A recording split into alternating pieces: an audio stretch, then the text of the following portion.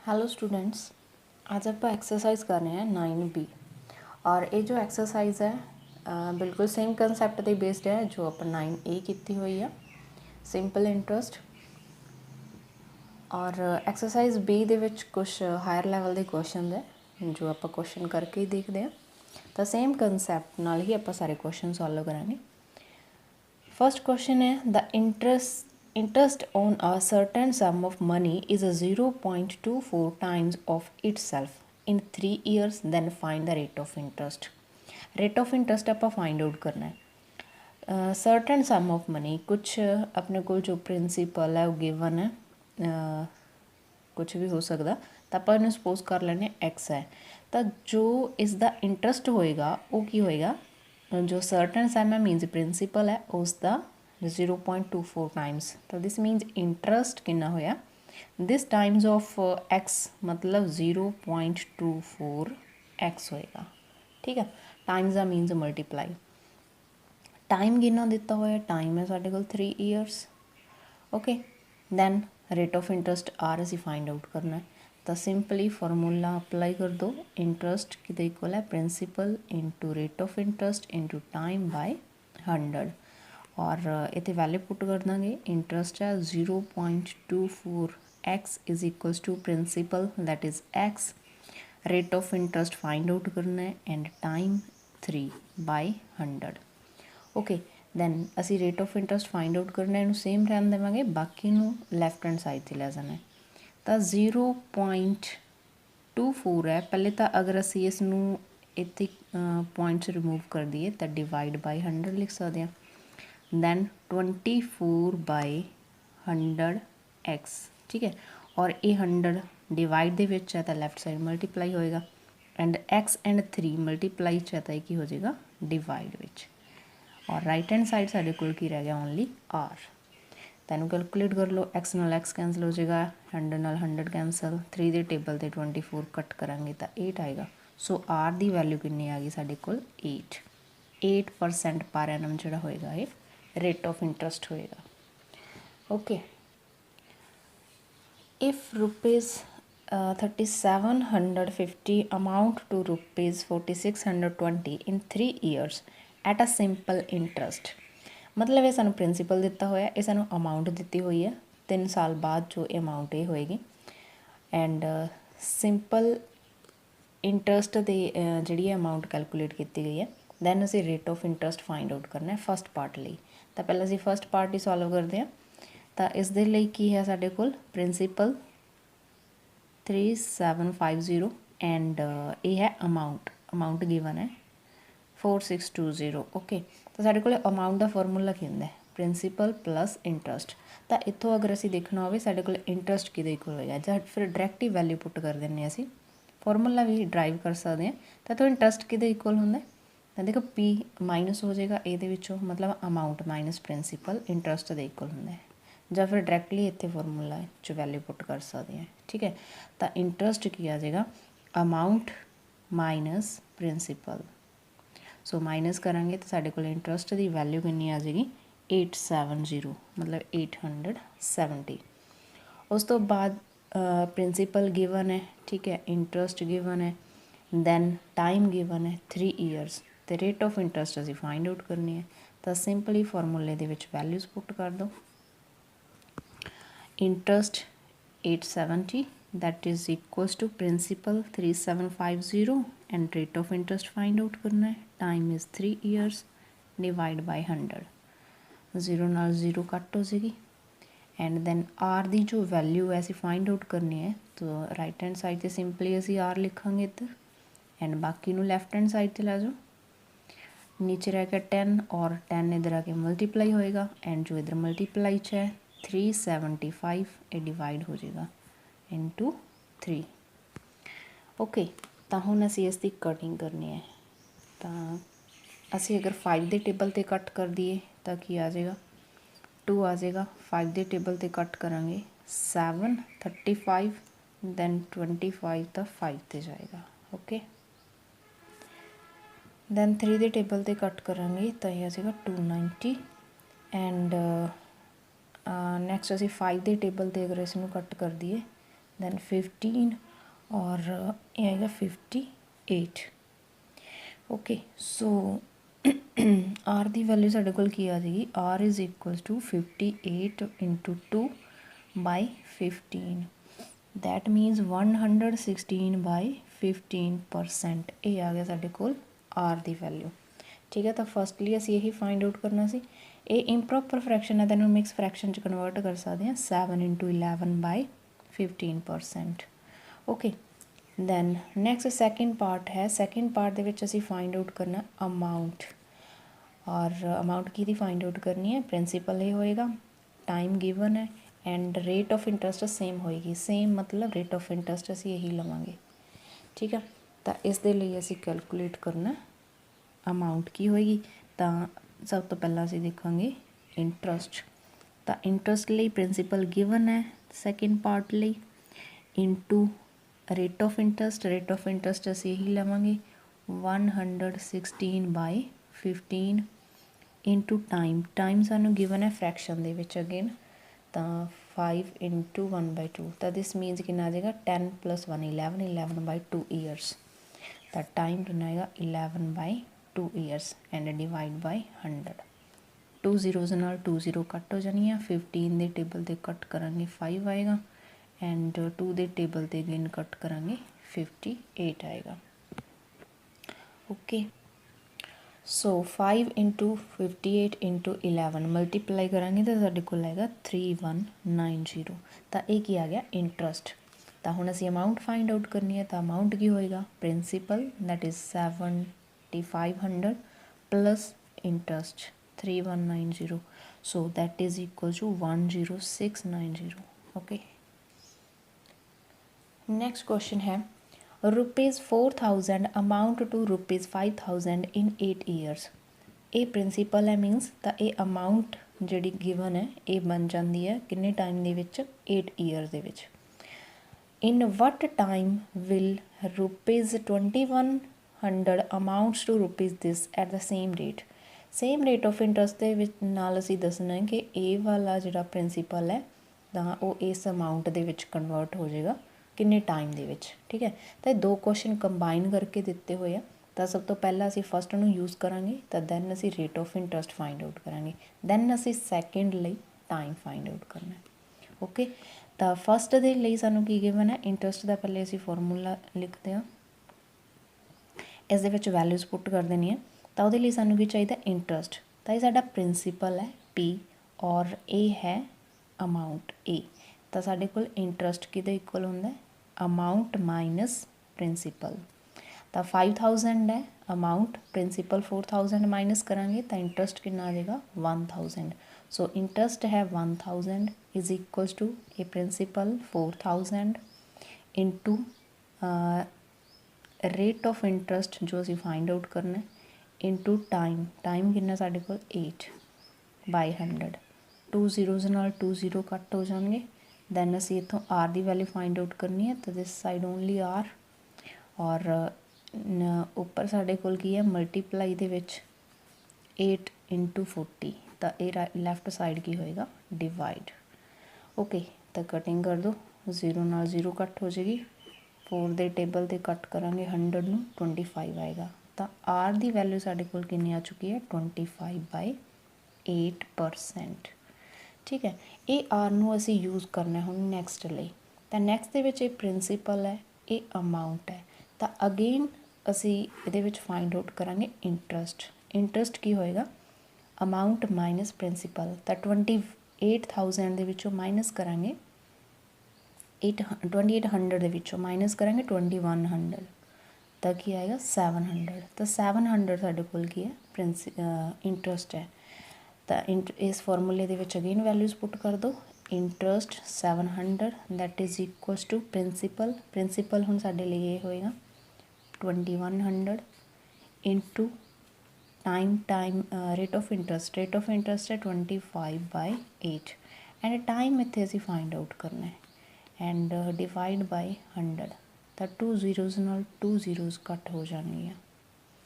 Then next T असी find out करना है, तो टी एज इट इज़ बाकी 700 and 8 divide they which multiply होएगा एंड जो ये मल्टीप्लाई दे विच है 21 एंड 25 ये दोनों डिवाइड विच हो जाएंगे। ओके और उस तो बाद असीं इनू कट कर सकते हैं 7 के टेबल दे 3 आएगा एंड 7 के टेबल ते कट करांगे तो 100 25 नू कट करांगे 100 नाल तो की आएगा 4 एंड टी टाइम जो साडे कोल कितना आ गया 4 × 8 32/3। देखो रेट ऑफ इंटरस्ट जोड़ा है पर एनम के अकॉर्डिंग आएगा साडे कोल बिकॉज देखो ये टाइम कि है ईयर दे विच तो ईयर दे विच टाइम लिया सी कैलकुलेट किया रेट ऑफ इंटरस्ट ये पर एनम च आएगा ईयरली आएगा मीनस तो जो असी ईयरली यूज़ कर रहे हैं रेट ऑफ इंटरस्ट तो अगेन जो अपने को टाइम है वो कि आएगा ईयर्स दे विच आएगा। ओके तो हुण ये इंप्रॉपर फ्रैक्शन है तो मिक्स फ्रैक्शन कन्वर्ट कर सकते हैं 10 × 2/3 ईयर्स। तो जो मिक्स फ्रैक्शन होंगी है तो साढ़े को डायरैक्टली होंगे ईयर तो ये की है 10 ईयर्स तो असीं इहनूं लिख सकते हैं 10 ईयर्स। जो बाकी फ्रैक्शन है उन्होंने असीं मंथ विच कन्वर्ट कर लाँगे मल्टीप्लाई बाय 12 करके। ठीक है तो 3 नाल 12 कट हो जाएगा 4 so that is equals to time साढ़े कोल कितना आ गया 10 ईयर 8 months। ओके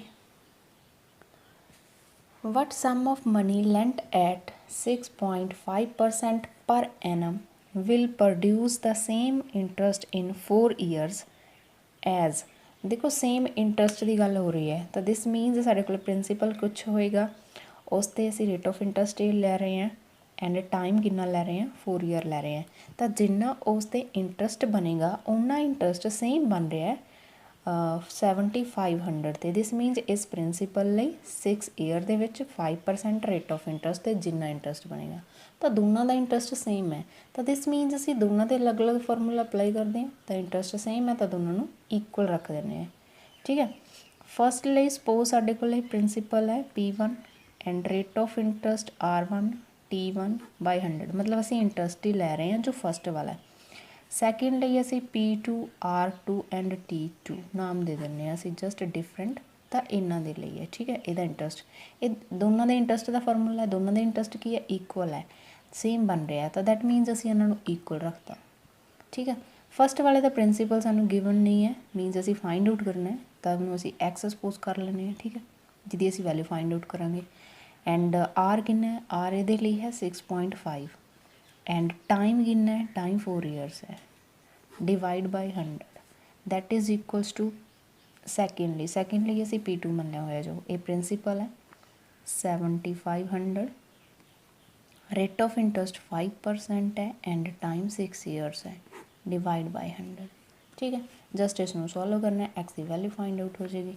पहले तो पॉइंट रिमूव करते हैं तो डिवाइड बाय 10 आ जाएगा उस तो बाद 2 0 नाल 2 0 कट हो जाएगियाँ एंड बाकी असी एक्स की वैल्यू फाइंड आउट करनी है तो सिर्फ एक्स लैफ्ट हैंड साइड पर होना चाहिए बाकी सारे जो है राइट हैंड साइड पर लैके जाने हैं।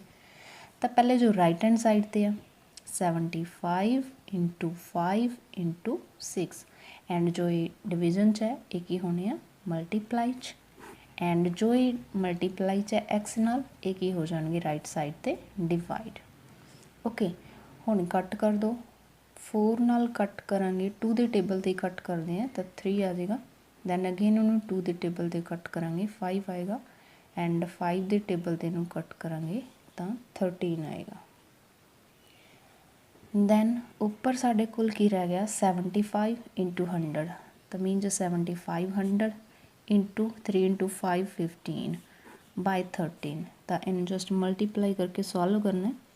तो अगर असीं इनू सॉल्व करांगे तो साढ़े कोल पॉइंट्स के विच आंसर आएगा पहले अगर मल्टीप्लाई करांगे तो ये आएगा अगर असीं इसनू कट कर देने हैं तो कट करके साढ़े कोल पॉइंट्स के विच आंसर आएगा 8653.846 तो इनू असीं अप्रोक्सीमेटली अगर असीं राउंड ऑफ करके लिखिए तो ये 5 तो ग्रेटर है तो ये 1 ऐड कर देना है तो अप्रोक्सीमेटली इसका आंसर आ जाएगा 0.85।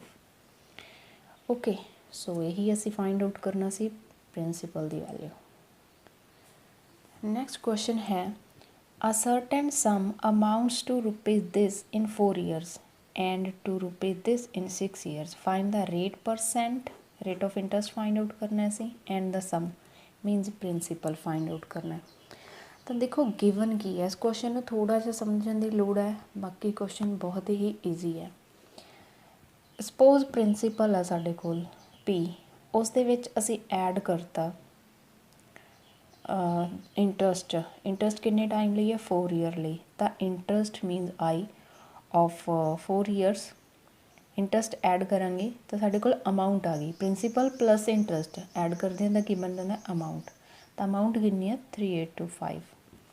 ਓਕੇ, ਐਂਡ ਸੇਮ ਅਸੀਂ ਅਗਰ ਅਮਾਊਂਟ ਦੇਖੀਏ 6 ਈਅਰ ਦੇ ਵਿੱਚ ਤਾਂ ਉਹ ਇਹ ਅਮਾਊਂਟ ਬਣ ਰਹੀ ਹੈ।